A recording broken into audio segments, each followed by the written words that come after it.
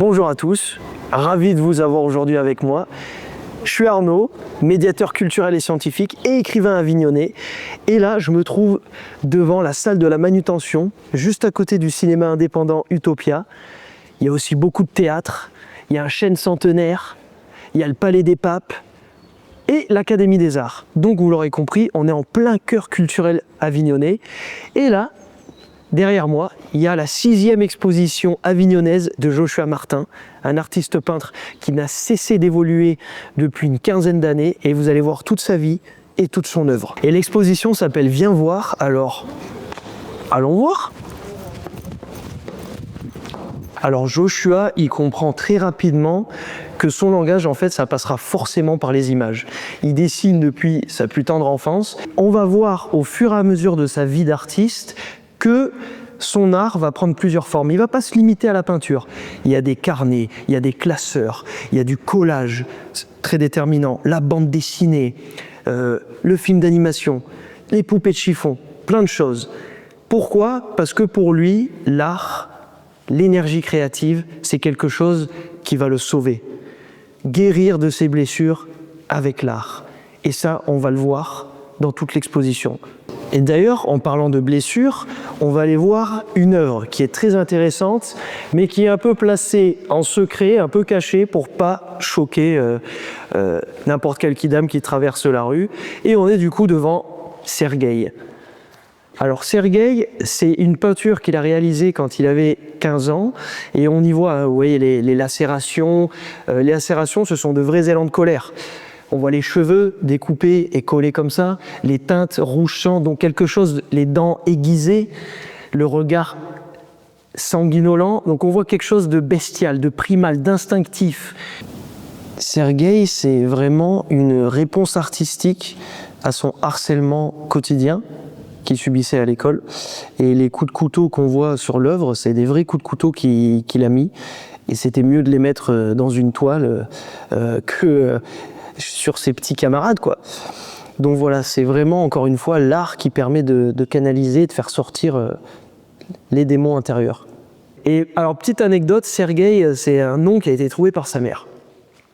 Et une autre anecdote qui est assez sympathique, je trouve, c'est qu'en fait, Sergueï, il a été peint pour vous regarder, qu'importe votre place dans la pièce. C'est-à-dire que vous pouvez aller à gauche, vous pouvez aller à droite, Sergueï, il vous regarde. Et c'est assez troublant.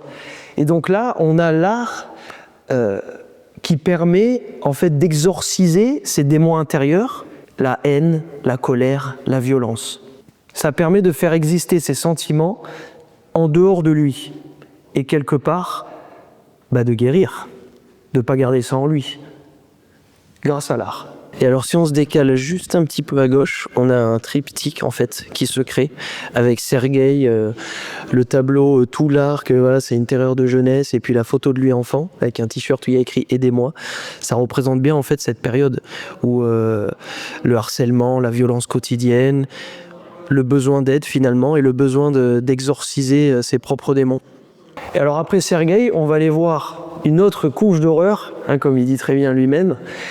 On est devant cannibalisme. Alors cannibalisme, c'est, il y a un hommage évident à Saturne dévorant l'un de ses fils de Francisco de Goya. Mais là, Joshua, il veut pas forcément provoquer un choc ou la peur. C'est pas forcément ce qu'il veut faire.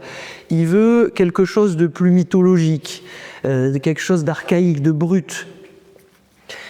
Et alors, il dit qu'il a rajouté une couche d'horreur avec cette peinture, et je suis pas forcément d'accord. Ou peut-être qu'il a raison, mais en tout cas, moi je trouve que c'est un mal nécessaire. Parce que, encore une fois, c'est l'expression des sentiments, la catharsis, la purgation des sentiments. Ça lui a permis quelque part de dompter ses émotions, sa colère, sa haine, et de le canaliser quelque part. L'art qui lui a permis de guérir de ses souffrances, de ses blessures, et pour moi ça représente ça. Et en tout cas, ça a été fait avec sincérité et honnêteté. Et ça, je pense que si un artiste n'est pas honnête, ça ne peut pas donner une bonne toile. Donc là, avec ces deux peintures, on est clairement dans une période de sa vie très difficile. Le harcèlement scolaire, la violence quotidienne, il a 15 ans. Donc on voit la destruction, c'est choquant. Mais vous allez voir que dans cette période de sa vie, il y a aussi un élan d'espoir, quelque chose de différent, où il veut transformer cette violence gratuite à quelque chose d'un peu plus composé. On arrive devant Oxus, encore un nom trouvé par sa mère, et là on voit un autoportrait intérieur, encore une fois, où vous voyez il est ce personnage qui est absorbé, on dirait qu'il est en train d'étouffer, mais ça montre en fait quelque chose d'intérieur. C'est son mal-être intérieur qui est représenté ici dans la peinture. Si vous connaissez The Machinist avec Christian Bale, ça fait un peu penser à ça. Le mal-être intérieur, le traumatisme qui ressurgit dans ce personnage. Mais on voit un élan d'espoir. Parce que vous voyez, les lacérations qui étaient présentes chez Sergueï aussi, ici, elles sont recousues. Et ça, pour moi, ça veut dire qu'il a quand même essayé de se dire, bon, on guérit. On peut passer outre cette violence, ce gore. Alors, de cette période très sombre, l'adolescence, il a détruit les 3/4 de son œuvre. Mais il y a des survivants, comme vous avez vu, et le dernier survivant, c'est celui-là, Paysage en ruine. Et cette œuvre marque un tournant décisif pour Joshua, parce qu'il a réalisé quand il était à l'école d'art de Porte-les-Valences, il avait 15 ans, et il prenait les cours du soir avec un certain Philippe Noulette, c'est un peintre basé à Narbonne maintenant, où il a appris en fait que la violence, ça pouvait devenir un langage artistique, et qu'il pouvait la canaliser, la transformer. Et on se retrouve face à quelque chose de composé, de construit, où il y a un effort de réflexion scénique. On voit que c'est cinématographique, ça fait même penser au théâtre. Et là, on voit déjà un tournant décisif, un changement très important dans sa vie d'artiste. Et ce tournant, il nous emmène du coup ici, à cette table anarchique, parce que c'est ça l'art aussi, c'est des allers-retours, c'est se questionner, se remettre en question, l'introspection. Et là, on est devant ces classeurs et ces carnets qui sont de véritables laboratoires intimes, où il teste, il essaye, il y met ses obsessions, ses hésitations. Et on peut regarder, ça fourmille, c'est une mine d'or remplie de plein de choses. Il y a de la gouache, de l'aquarelle, du stylo bille, des choses collées. Ça, on en parlera plus tard du collage. Voilà, plein de choses à découvrir, à feuilleter, plein de techniques qu'il a essayées. L'idée d'un couteau suisse artistique, c'est Joshua, c'est sa vie, c'est son œuvre. On voit les évolutions, on peut s'y perdre pendant des heures, il y a de tout. Et d'ailleurs, c'est notamment, on en parlait un peu plus tôt, à l'école d'art de Porte-les-Valences, où il va vraiment enrichir et élargir son langage pictural et apprendre plein de choses, des références académiques, les bases du dessin, et il va sans cesse se remettre en question, essayer plein de choses, notamment des modèles vivants, des nus, qu'on peut voir ici.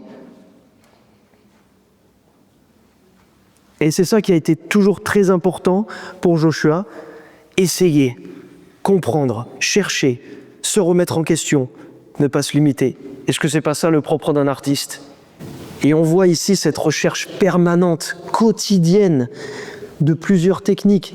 Il y a vraiment de tout. Regardez ça, par exemple, c'est du sang. Voilà.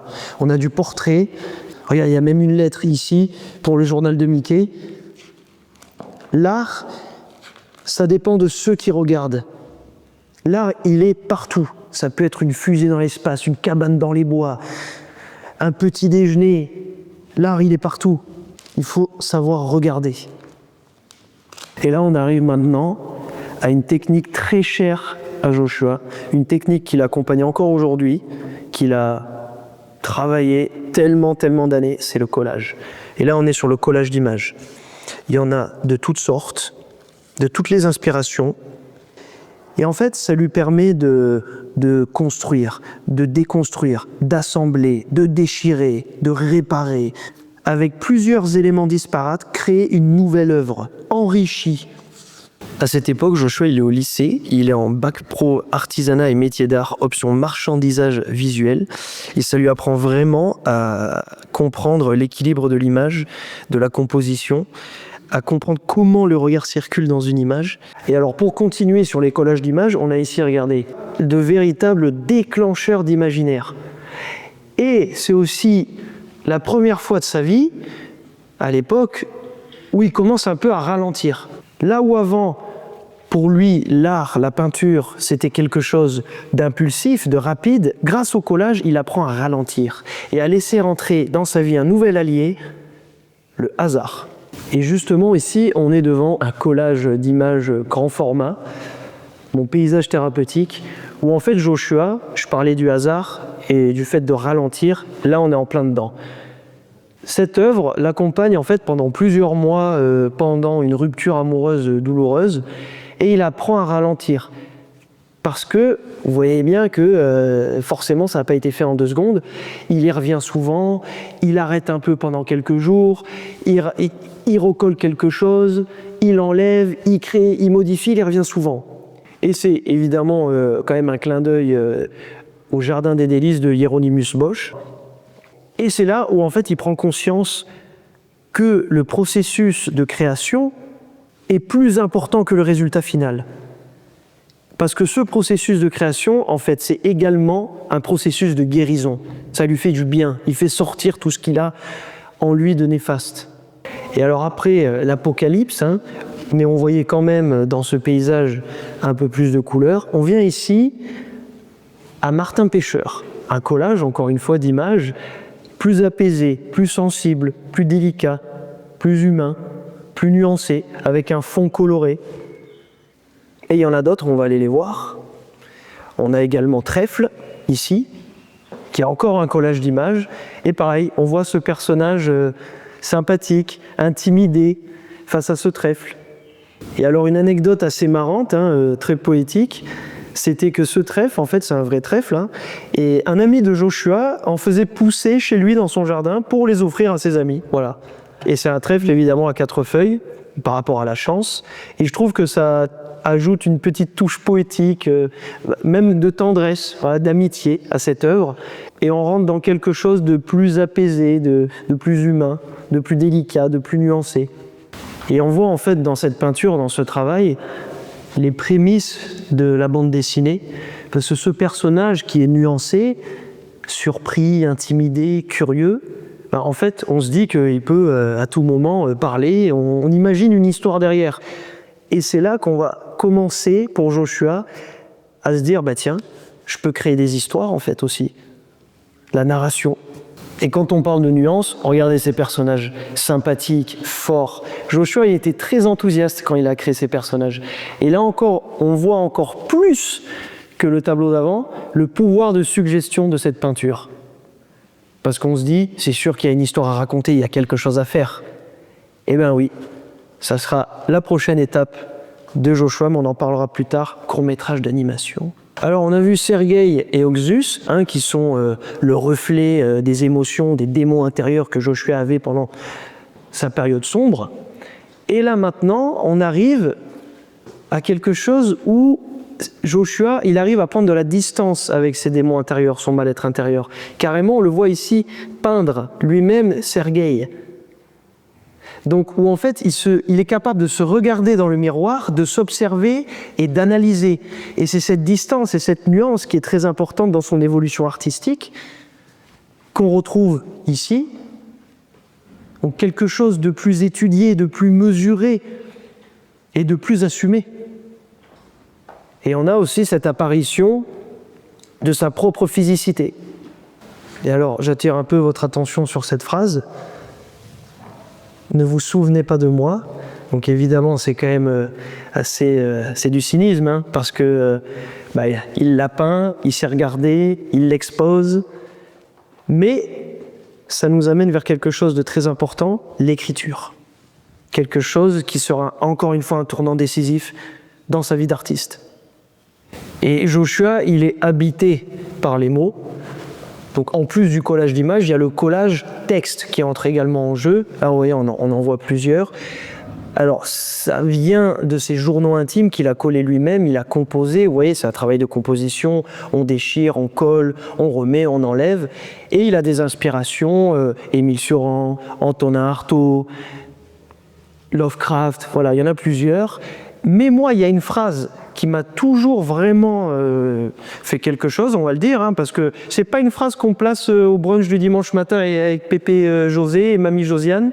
Clairement, regardez, si je n'étais pas devenu artiste, je serais devenu tueur en série. C'est dire la puissance de l'art, à quel point l'art a sauvé sa vie, à quel point l'art peut canaliser nos émotions les plus primales, nos instincts les plus tourmentés, dans quelque chose de créatif. L'art comme thérapie, encore une fois. Et tout ça, qu'est-ce que c'est? Collage d'images et de textes. Et bien ça nous amène tout simplement à la BD. La bande dessinée, auto-éditée, celle-ci c'est sa première. D'où venons-nous? C'est un récit cosmogonique, mythologique, où en fait il donne sa version de la création du monde. Et là on y est.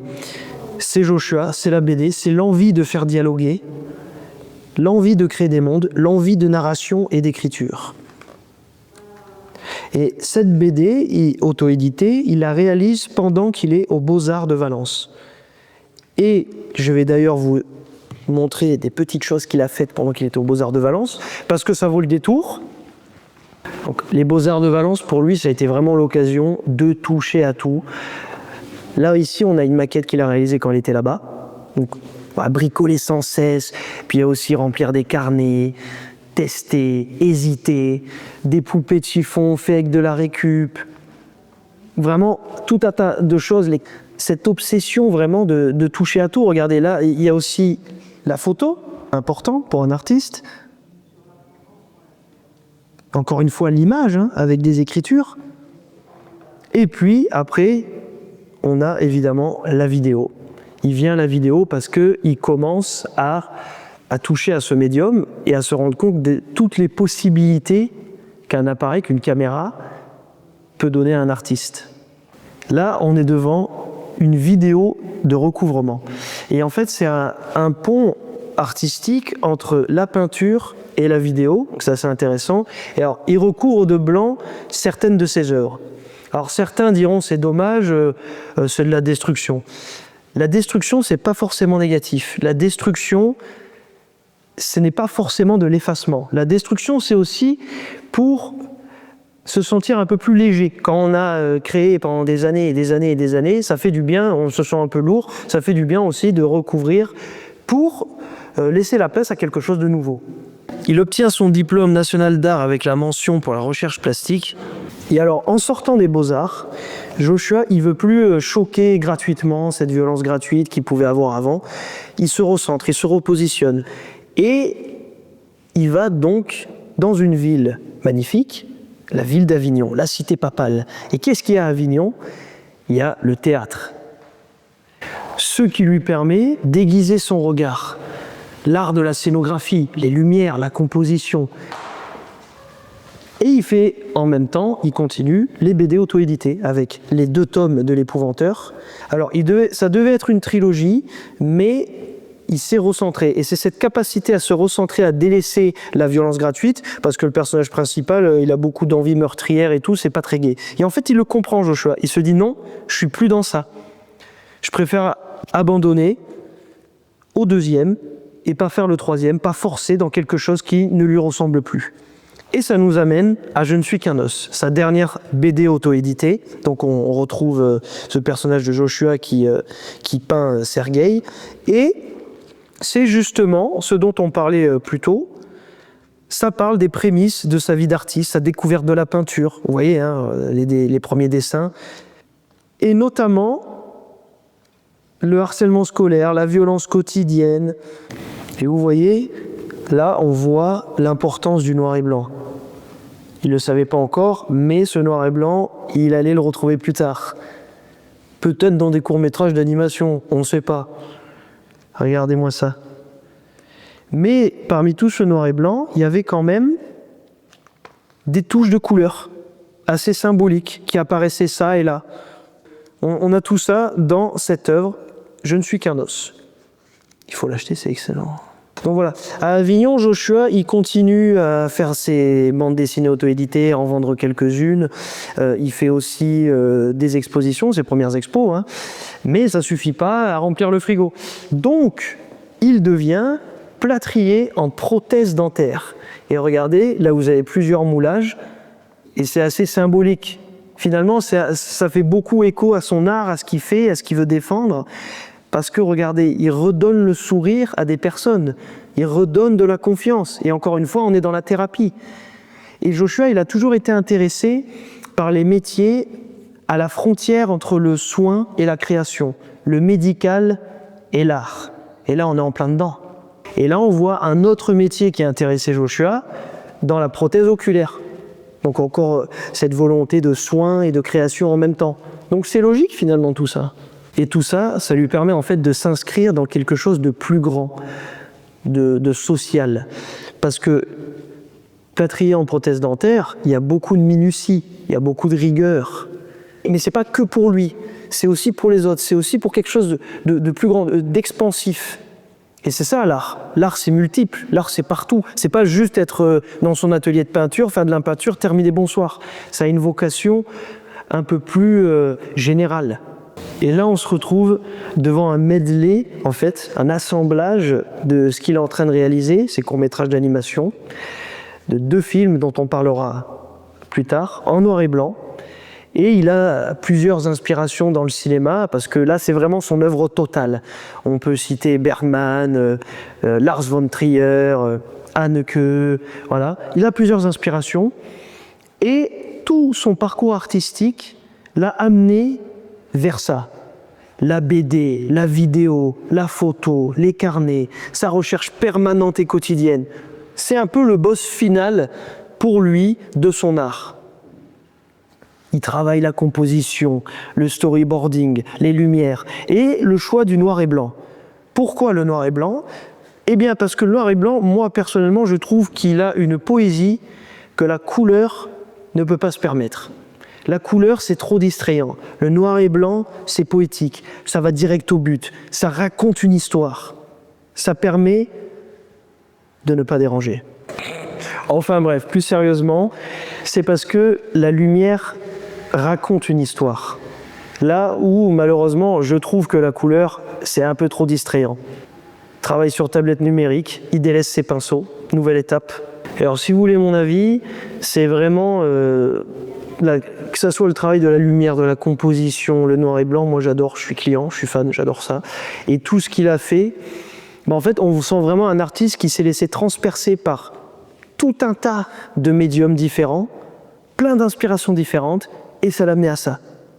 Moi j'adore, je suis client, c'est trop bien. Et on arrive devant, du coup, les 2 films d'animation, Vive la vie et Les étoiles filantes. Alors ils sont tous 2 en noir et blanc, mais très différents dans leur histoire et dans leur structure. Vive la vie, ça va être un personnage qui est voilà, écrasé par la vie quotidienne, le travail à l'usine, la grisaille, il fait gris, voilà.